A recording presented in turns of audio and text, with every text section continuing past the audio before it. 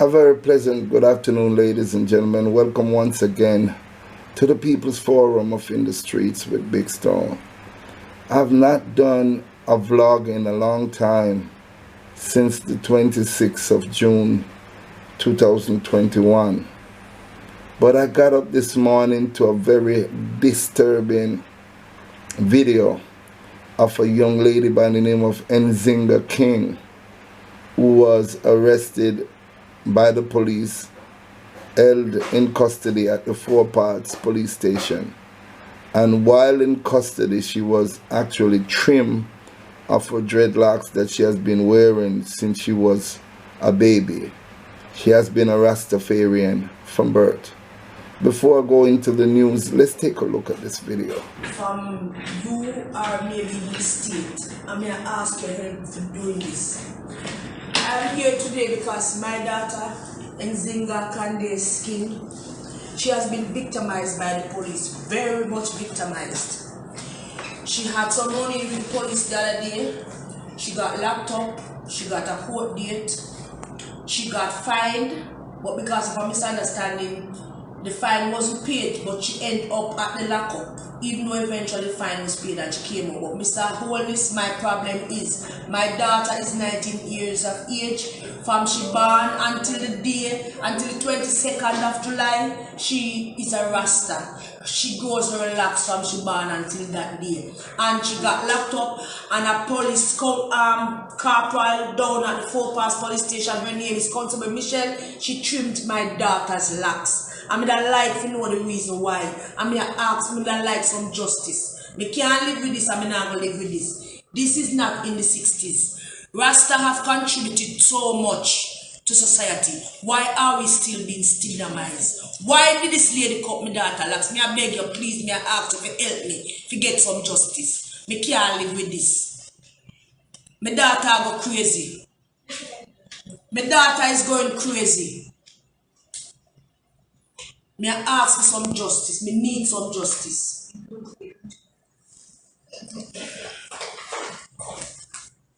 Okay, Mr. Prime Minister, these police officers, they are acting as if they have so much rights and nobody else have rights. Only the police have rights. Because I was coming from school one afternoon, sitting in a taxi with about 4 other persons. 2 police officers came and said they want to remove one man out of the taxi. And he got pepper spray. Because the man was defiant, he pepper sprayed. In the car, pepper spray in the car. I was there standing. I got so upset because I had on my mask. I was not breaking any law, any rule, because they said we're supposed to wear a mask. I had on my mask, and the man never have on a mask. I just spray pepper spray in the car, so I was there upset and talking for my right, because I know my right as a human. And the police officer claimed that I disrespected him, so he was gonna fine me. He was gonna charge me. While I was there, he handcuffed me. I was there. Can't see out of my eye because they pepper spray me. Pepper spray me. Pepper spray burning me on my hands, in my eyes, irritating my eyes. Well, listen. I am so mad. I am traumatized because of the situation.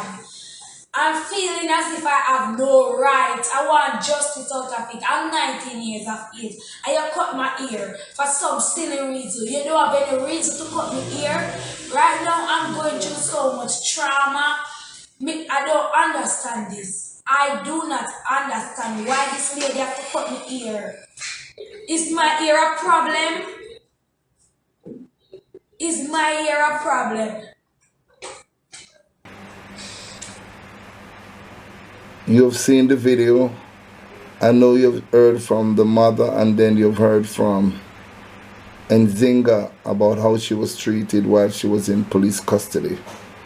Now, as my fans know that I'm not in the best of health, but I had to vlog on this as a Rastafarian and to deal with the reports as they come.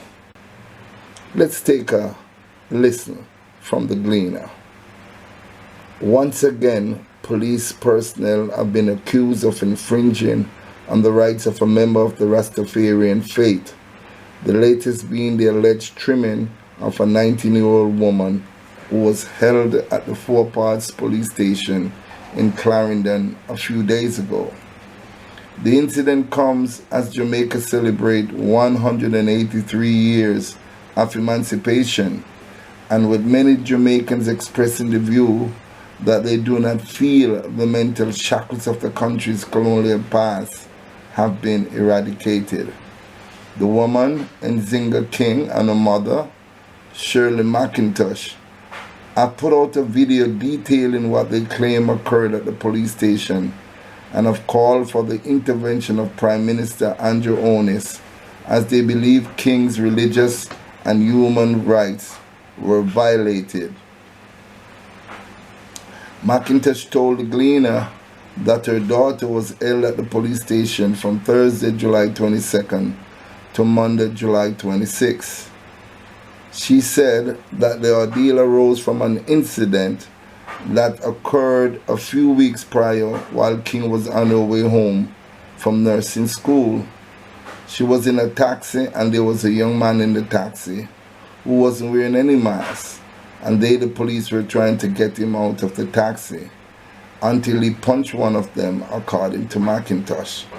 The policeman resorted to pepper spray, and that started a heated argument between she, that is Nzinga, and the police officer, an upset McIntosh said. At the end of it, King was charged with disorderly conduct on July 22nd and placed before the court. Both mother and daughter contend that while being processed to be placed in a cell, King was trimmed by a female corporal. Upon paying the fine ordered by the court, McIntosh went to collect King from the police station. When we go for the little girl, me I say, how them a take so long to bring her out? The policeman says, see the little girl there? Me I say, this can't be the little girl because my daughter has locks, so I don't know who's this little girl. Them cut off her ear, ball off her locks, and she looked like someone that was mad, the mother said. She told me the corporal cut off her locks, and I asked her what the inspector woman said. McIntosh remarked, recounting that a female inspector was also on duty when her daughter was taken to the station. She said that when the lady corporal brought her to the bathroom and she was there for a while, the inspector came to see what was happening. When the inspector opened the door and saw what was happening, she asked her, the corporal, why are you cutting the little girl here? Who gave her permission? And she said the woman corporal only hissed her teeth, McIntosh claimed. I asked her if she didn't resist, and she said when she asked the corporal why she was cutting her hair, the woman just spin her around and tell her to stop chat and finish cutting off the rest of her hair, McIntosh said. Head of the Police Area 3 Assistant Commissioner Michael Smith told the Gleaner the matter is being investigated. I was made aware of the information through social media. We have to do our investigation to concretize whether or not something has happened, and we are awaiting the feedback from the investigation, he said. Pressed on whether the act of processing an individual entails any physical element that would see the person being showered or shaved, Smith said. The procedure is that when someone is taken into custody, they are processed to ensure that safety and security is maintained, and the things that are not to go inside the cells are brought there. When that process is completed, the person is placed in a cell, he said. Head of the Police Corporate Communication Unit, Senior Superintendent Stephanie Lindsay, also gave a cautious response to the same question, stating that the situation depends on what amenities are available at the police station. I don't know that shaving is a part of it, the standard protocol. If you have the facility, they can be showered or get to wash their hair, Lindsay said. Because of COVID-19, in order to protect inmates that are already in custody, sanitation is a big part of what happens, Lindsay said. Asked whether the female corporal has been suspended to facilitate investigation, she said no action would have been taken as yet. Now, ladies and gentlemen, can you imagine 183 years ago, the abolishment of slavery and the emancipation of our people is still in limbo? I'm not feeling well right now, but I can tell you this. Anytime there's a protest, you're going to see Big Stone on that protest, protesting for the right of my people. It is an outright disgrace on the part of the police officer who have done such a criminal act in this time. They should be facing the full brunt of the law, and of course a lawsuit by the McIntosh family. Jamaica, it's about time we put our shoulders to the wheel, as Paul Bogle said, and stop allowing ourselves to be treated as enslaved people. Our ancestors, Nanny of the Maroon, Paul Bogle, Sam Sharp, Kodjo, Taki, Marcus Garvey, and all the great freedom fighters of the United States, Malcolm X and Martin Luther King and Steve Bantu Biko, pay for freedom with their life.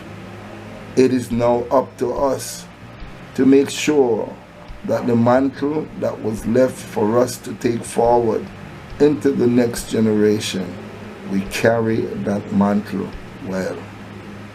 Look for me in the whirlwind, Marcus Garvey said, and I'm sure, even though my health is upon me, but you bet your bottom dollar, I will join that protest line, and I will protest for the right of freedom.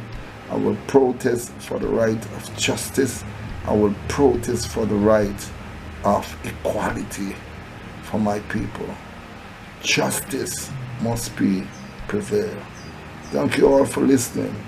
Please make sure, if we're going to march, the entire Jamaica, not just Rastafarian, should march, but the entire Jamaica. You know why? Because injustice anywhere is a threat to justice everywhere. Those words were spoken by Martin Luther King. Thank you very much for listening. Have a great day, Jamaica.